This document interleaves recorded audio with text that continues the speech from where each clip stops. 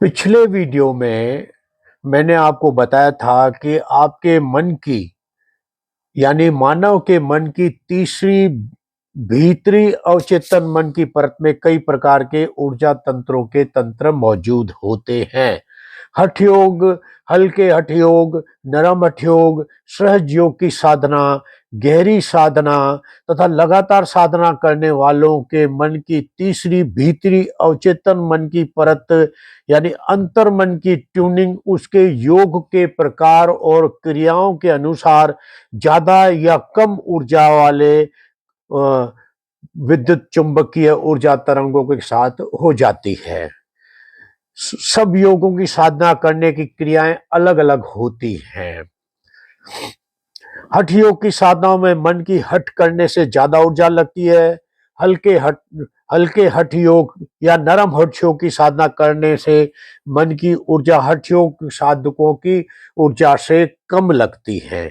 सहज योग की साधना करने वालों को मन की कोई अतिरिक्त ऊर्जा साधना में नहीं लगानी पड़ती है।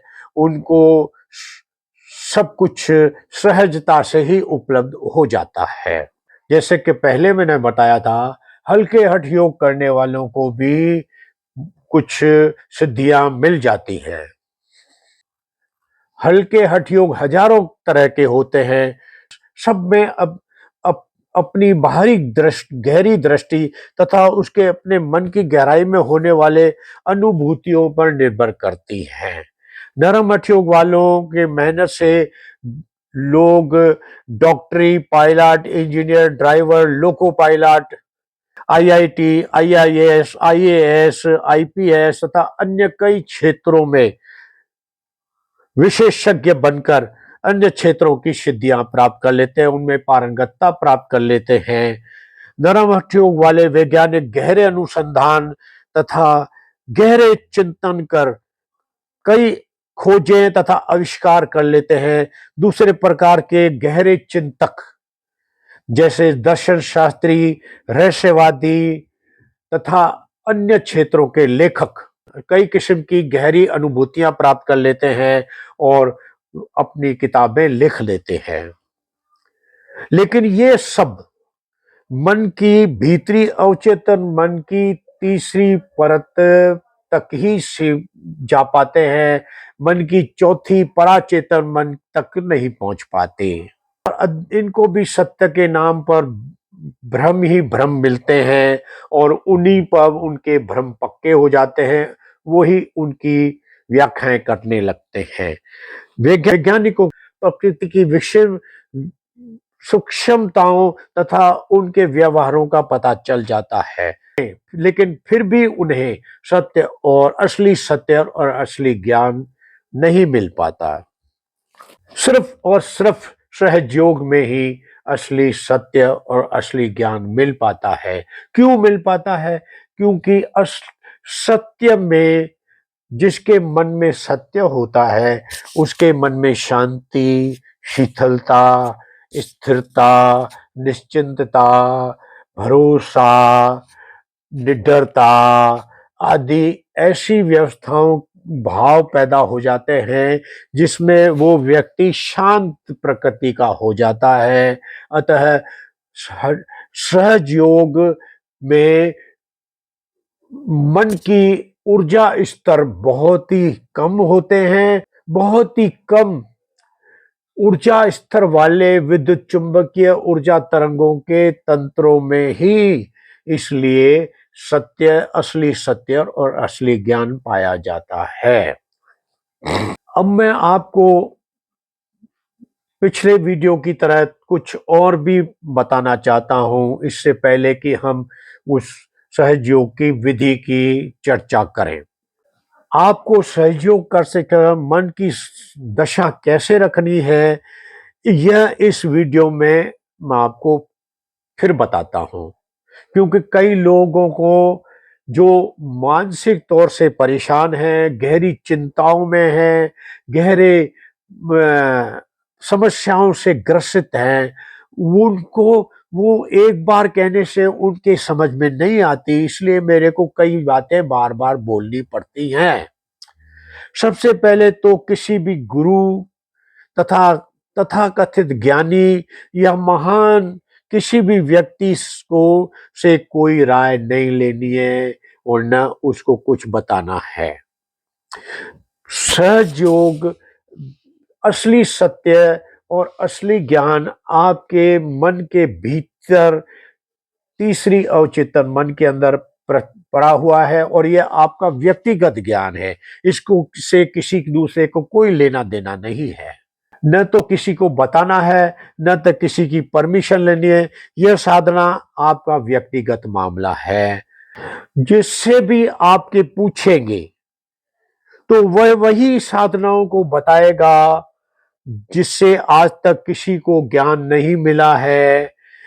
घर घर में क्लेश, समाज में ऊंच नीच, देश दुनिया में इतनी हिंसा, युद्ध हो रहे हैं, ये इनके प्रमाण हैं कि किसी को भी किसी प्रकार के असली सत्य और असली ज्ञान नहीं मिला है और झूठ ही झूठ मिले हैं।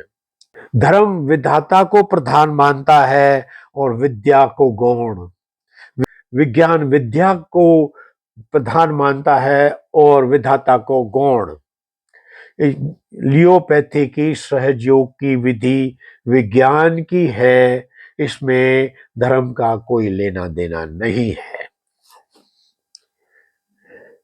इसलिए अपनी धार्मिक मान्यताओं को यह सहयोग की साधना करते वक्त उनको अलग रखें, उनको बीच में नहीं लाएं। न किसी का मन में किसी दूसरे का अपने मन में स्मरण करें। मैं आपको आपकी धार्मिक मान्यताओं, धर्म संप्रदाय को छोड़ने के लिए नहीं कह रहा हूं। आप अपने धर्म को माने, अपनी संप्रदाय को माने, उनमें आस्था रखें, उनको छोड़े नहीं। उनकी आस्थाएं उनकी जैसे वो कहते हैं वैसे करें। लेकिन चूंकि सहज योग की साधना, लियोपैथी की सहज योग की साधना एक वैज्ञानिक साधना है, इसलिए अपनी धर्म मान्यताओं को थोड़ा साइड में रखें, उनको छोड़े नहीं। क्योंकि लियोपैथी आपके मन का विज्ञान है, लेकिन मन का विज्ञान सब मानवों का एक ही प्रकार का है और मन के विज्ञान, मन की प्रकृति सबकी एक ही है। दूसरी बात यह है कि प्रकृति के असली सत्य और असली ज्ञान आपके जन्म के वक्त ही आपके डीएनए ने आपके मन की तीसरी अंतर मन में, चेतन मन में डाल दिया था। और लोग आपको बाहर किताबों, कहानियों, दूसरे की जीवनियों, ग्रंथों, टिप्पणियों, टीकाओं, विवरणों, दर्शनों, स्थानों, शहरों में ढूंढने के लिए कहते रहते हैं। जो चीज आपके भीतर मौजूद है वह आपके बाहर नहीं हो सकती। जो चीज आपके भीतर स्थित है उसमें किसी दूसरे का क्या काम, किसी दूसरे स्थान या शहर का क्या काम। कोई भी दूसरा आपके अंदर नहीं घुस सकता, आपके मन के भीतर नहीं घुस सकता। आपके मन के भीतर आपके अलावा और कोई नहीं है। आपको खुद को ही, अपने मैं को अपने अंदर ढूंढना है और शून्य में देखना है। शून्य के बाद ही आप अंदर मैं आपको प्राप्त हो जाएगा अवचेतन मन में। आपके शरीर के कण कण तथा मन के कण कण में आप ही स्वयं विराजमान हो, आप ही होते हो और कोई दूसरा नहीं होता। इसका प्रमाण मैं आपको देता हूं। आप आंखें बंद कर दीजिए और किसी दूसरे को एक सुई पकड़ा दीजिए और उसको कहे हल्के से आपके शरीर के 50 अलग अलग जगहों पर वो सुई चुभाए, तो आपको बंद आंखों से पता चल जाएगा कि आपके शरीर के कौन से कण में उसने सुई चुभाई, कौन कौन से कणों में उसने सुई चुभाई है। इसका मतलब आप कण कण में, आपके कण कण में आप ही विराजमान हो, इससे सिद्ध होता है। लियोपैथी की सहयोग की साधना आपका व्यक्तिगत मामला है, करनी आपको है, कि इसका किसी भी दूसरे से कोई लेना देना नहीं है। दोस्तों, साथियों को बता सकते हो, घर वालों को बता सकते हो, लेकिन किसी की राय नहीं लेनी है। जैसे लियोपैथी की विधि मैं बताता हूँ, वैसे ही करनी है। मानसिक तौर से वही करना है जो मैं आपको बताता हूँ। यह एक बहुत बड़ी क्रांति है। जब से मानव का उदय हुआ है, तब से आज तक जो भी बातें सत्य और ज्ञान की आपको बताई गई हैं, वो सब बाहर की बातें हैं। उनमें सत्य और ज्ञान नहीं मिला है। जो भी ज्ञान और कर्म कांड आप अब तक करते आए हो, उनमें आपको सत्य और ज्ञान नहीं मिला है, क्योंकि असली सत्य और ज्ञान तो आपके भीतर ही मौजूद है। दुनिया में चारों तरफ देखो, अपने घर में, समाज में, दुनिया में तकरार ही तकरार है, भैंसे ही भैंसे हैं, तू मैं है, तेरा मेरा है, अहंकार ही अहंकार है। दुनिया में अन्याय ही अन्याय है, हिंसाएं हिंसाएं हैं। दुनिया में असली सत्य और ज्ञान पहली बार आया है, लियोपैथी के माध्यम से पहली बार आया है। यह आपके और दुनिया के लिए किसी चमत्कार से कम नहीं है। ये बहुत बड़ा ज्ञान है, ये बहुत बड़ी क्रांति है, जो सारी दुनिया की मेंटलिटियां बदल के रख देगी। सारी दुनिया में जो नर्क बनी हुई है, उसको स्वर्ग बना सकती है। लियोपैथी आपके जीवन में आई है, आप बहुत लकी हो। उस चीज को प्राप्त करना जो पहले से ही आपके अंतर मन में मौजूद हो, बहुत आसान है। बस अभी तक तो सब भटकाव ही भटकाव है और दुनिया नरक बनी हुई है। मैं इतनी बातें आपको इसलिए बता रहा हूं, ताकि आप सावचेत रहें, भटके नहीं। क्योंकि अभी तक किसी ने भी आपको अपने अंतर्मन की यात्राएं नहीं कराई है। आपके अंतर्मन में क्या है, कौन सी सिद्धियां पड़ी हुई है, कौन से ज्ञान पड़े हुए हैं, आपको किसी ने अभी तक बताया नहीं है। और आप अपने अंतर्मन के खजाने के प्रति अनजान हो। आप ऊपर के मन की दुनिया में जी रहे हो, मन की दूसरी सब चेतन मन तक ही जी रहे हो। आप में अभी तक आपका चित्त आपने अपने अंतर मन में नहीं डाला है। लियोपैथी की सहयोग की साधना से आप अपना चित्त अंतर मन में डालकर आप अंदर पड़े हुए खजाने को पा सकते हो, कई सिद्धियां प्राप्त कर सकते हो। आप तो खजाने के ऊपर वर्तमान में बैठ करके फकीरी कर रहे हो। आप अपनी मानसिक क्षमताओं का सिर्फ 10% ही उपयोग कर पा रहे हो। 90% क्षमताएं तो आपके अंतर्मन में पड़ी हुई हैं। आप अपने मन का छोटा हिस्सा ही जी रहे हो। उसके बहुत बड़ा हिस्सा जो अंतर्मन में पड़ा हुआ है, उसको नहीं समझ पा रहे हो, नहीं महसूस कर पा रहे हो। समुद्र के अंदर बड़े बड़े बर्फ के पहाड़ तैरते रहते हैं, उसका 1/10वां भाग समुद्र के ऊपर दिखता है, बाकी उसके 9 भाग समुद्र के अंदर होते हैं, वो दिखते नहीं हैं। इसी तरह से आपके जो मानसिकता है, वो आपके पूरे मन की संरचना का 10वां हिस्से तक ही आप सीमित रहते हो। जब आपके अंतर्मन के विशाल 9 भाग जो आपके अंतर्मन में है, उनका आपको पता ही नहीं है। सारे खजाने, सारा ज्ञान आपका वहीं पड़ा हुआ है और आपको उसका पता नहीं है। आप ऊपर संघर्ष, तकरारों, तू मैं, तेरा मेरा संघर्षों, छोटी छोटी बातों पर सांप्रदायिक दंगों, फसादों, हत्याओं, आत्महत्याओं, विवशाओं में घिरे रहते हो, युद्धों में घिरे हुए हो। आपको पता ही नहीं है कि आपके अंदर ज्ञान का खजाना बढ़ा हुआ है। अगर ये ज्ञान का खजाना लोगों को मिल गया, असली सत्य और ज्ञान लोगों को मिल गया तो दुनिया में शांति स्थापित हो जाएगी। अभी दुनिया जो नरक बनी हुई है वो स्वर्ग में तब्दील हो जाएगी। लोगों को पता चल जाएगा कि हम एक ही जाति के मानव हैं, क्यों लड़ रहे हैं। लड़ने का कोई कारण ही नहीं है। आप अपने मन का ऊपर के 10वें हिस्से तक की अपनी मानसिकता को लेकर जी रहे हो।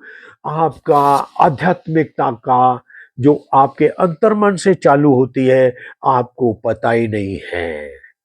आप ब्लैक एंड व्हाइट जिंदगी जी रहे हो। आपको वैज्ञानिकों ने, किसी जमाने में ब्लैक एंड व्हाइट फिल्में बनती थी और उसके वैज्ञानिकों ने तरक्की करके रंगीन फिल्में बनानी चालू कर दी, जिससे आपको दुनिया के असली रंगों का पता चल रहा। तो इसी तरह से आप भी मानसिक तौर से ब्लैक एंड व्हाइट, अपने जीवन की ब्लैक एंड व्हाइट दुनिया में जी रहे हो जहां सत्य और ज्ञान नहीं है। अपनी रंगीन दुनिया, अंतर्मन की रंगीन दुनिया का तो आपको पता ही नहीं है। जिन लोगों ने अब तक आपके सत्य और ज्ञान के प्रवचन दिए हैं उनको खुद को ही पता नहीं है उनकी आध्यात्मिक दुनिया में क्या कौन सी है, उसके अंदर वो खुद ही महसूस नहीं करते।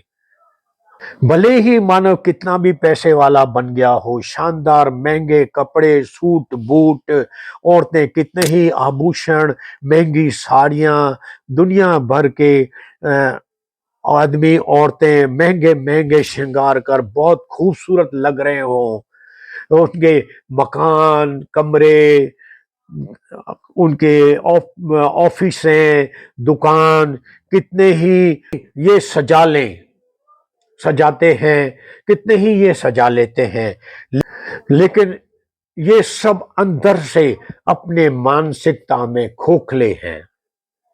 अंदर अपनी मानसिकता में कोई तरक्की नहीं की। ज्ञान इनके अंदर, ज्ञान लोगों के अंदर ज्ञान नाम की कोई चीज नहीं है। मानसिकता में कोई तरक्की नहीं की। इनके समुदायों ने इनको अभी तक मानसिक विकास में कुछ नहीं दिया। सब अपने मन में भटक रहे हैं, कहीं किसी को ठोर नहीं मिल रही है। सबके मन में बेचैनी, चिंताएं, तनाव, अकेलेपन से परेशान, सब चारों तरफ से समस्याएं समस्याएं हैं। हर कोई अपने को सही तथा दूसरे को गलत बोल रहा है। रग रग में दिखावटीपन आ गया है। जो दिखावटीपन नहीं करता है उसको लोग मूर्ख बोलते हैं। अब आपको पता चल गया होगा कि असली सत्य और असली ज्ञान कितने महत्वपूर्ण है। खजाने के ऊपर बैठ करके आप फकीरी कर रहे हैं। आपके आज्ञा चक्र में ही आपकी सारी मन की पांचों परतें हैं।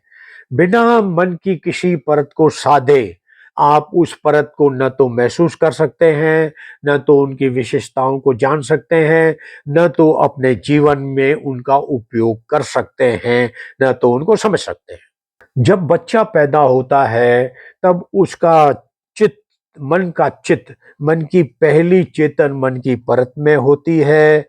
और बच्चा आंखें खोल के जब दुनिया को देखता है तो इस परत धीरे धीरे सदनी चालू होती है। इस परत की विशेषता मासूमियत, भोलापन तथा किसी भाव में बह जाना होता है। जब बच्चे का की मासूमियत तथा भोलापन टूटता है तब उसका चित्त मन की दूसरी परत में आ जाता है। दूसरी मन की परत की भी भावना प्रधान होती है। ये दोनों परतें, मन की ये पहली और दूसरी सब चेतन मन की परतें भावना प्रधान होती है। इसमें इनमें तर्क नहीं होता, इसलिए इसमें असली सत्य और असली ज्ञान नहीं होते। और ये दोनों परतें खुली आंखों से दुनिया देखने से ही सध जाती हैं।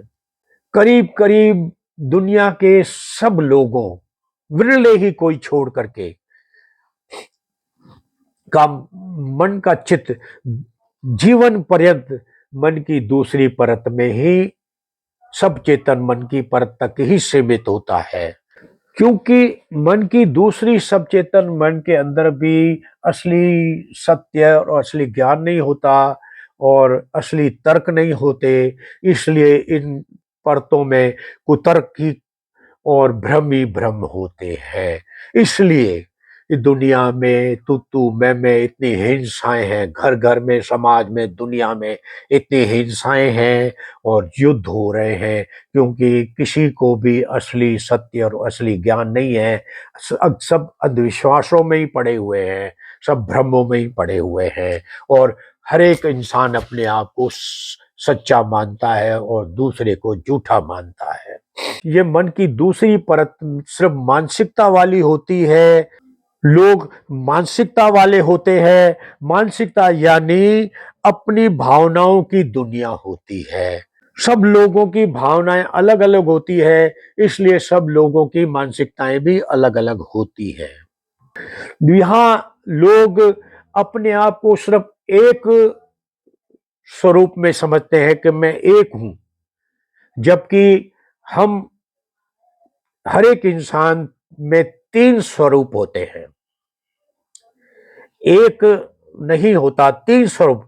दूसरा सूक्ष्म स्वरूप मन की अंतर मन के में होता है और जो तीसरा स्वरूप मन की चौथी पराचेतन मन की परत में होता है।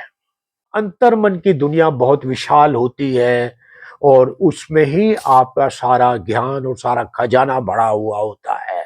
अंतर्मन की नियम और कायदे बिल्कुल अलग होते हैं और ये ऊपरी मन के नियम और कायदे वहां नहीं चलते। हठयोग वाले, हल्के हठयोग वाले, नरम हठयोग वालों की चित्त जब दूसरी परत से तीसरी परत में जाते हैं तो उनकी सिद्धियां अलग अलग होती हैं। सख्त हठयोग वालों की सिद्धियां अलग होती है, नरम हठयोग वालों की सिद्धियां अलग होती है, हल्के हठयोग वालों की सिद्धियां अलग होती है और सहज योग वालों की सिद्धियां अलग प्रकार की होती है। सहज योग की साधना करने वालों का चित्त जब मन की दूसरी सब चेतन मन की परत से अपने अंतर मन में तीसरी अवचेतन मन की परत में आ जाता है तो उसको कई सिद्धियों की प्राप्ति होती है, कई सूक्ष्म सिद्धियों की प्राप्ति होती है और उसको पता चल जाता है कि मेरा एक रूप अंतर्मन में भी पड़ा हुआ है, यानी मैं अंतर्मन में भी एक रूप में मौजूद हूं जिसके पास अपना दिमाग है। मेरे पास दिमाग एक है, अंतर्मन में भी मैं मौजूद हूं, मेरा दूसरा रूप भी है। ये सहज योग की साधक का जब उसको अंतर्मन में चित्त डाल करके कई सिद्धियां प्राप्ति होती है तो ये सूक्ष्म रूप ध्यान की अवस्था में ये इस सूक्ष्म रूप को बाहर निकाल करके दुनिया में कहीं भी घूम सकता है, भूतकाल में जा सकता है, भविष्य काल में जा सकता है और दुनिया भर में यात्राएं कर सकता है। जबकि उसका शरीर उसके घर में उसके बिस्तर पर ध्यान की अवस्था में लेटा पड़ा होता है, लेकिन उसका सूक्ष्म शरीर उसके इस स्थूल शरीर से निकलकर कहीं पर भी घूम फिर आ सकता है और वो उसको सब याद रहते हैं, क्योंकि उस सूक्ष्म शरीर के पास भी अपना दिमाग होता है और स्थूल सोए हुए ध्यान अवस्था में सोए हुए शरीर के पास भी अपना दिमाग होता है। वो दो महसूस करता है। मैंने भी अपने सूक्ष्म शरीर को भाष्य ध्यान अवस्था में अपने स्थूल शरीर से निकाल करके भूतकाल में 4 बार यात्राएं की हैं और कई एक्सपेरिमेंट किए, 2 बार अपनी आत्मा शरीर से बाहर निकाली है। इसके अंदर बहुत सिद्धियां हैं। मैं आगे वाले वीडियो में आपको सहज योग करने की विधि का विस्तार से वर्णन करूंगा और आपको कौन कौन सी सिद्धियां मिलती हैं इसमें, इसका भी आपको विस्तार से बताऊंगा और कैसे मिलती है ये आपको पता चल जाएगा। आप मेरे वीडियो को सब्सक्राइब कीजिए, लाइक कीजिए, शेयर कीजिए, अवश्य कीजिए, ताकि और अपने बच्चों को भी बताइए, अपने रिश्तेदारों को बताइए, घर के सारे लोगों को बताइए कि मेरे वीडियो देखें, और अपने जान पहचान ऑफिस वालों को बताइए, अपने ग्रुपों में भी डालिए, ग्रुप वालों को भी बताइए, ताकि जितना ज्ञान दुनिया में फैलेगा उतना ही दुनिया में शांति की स्थापना होगी। आज इतना ही। धन्यवाद।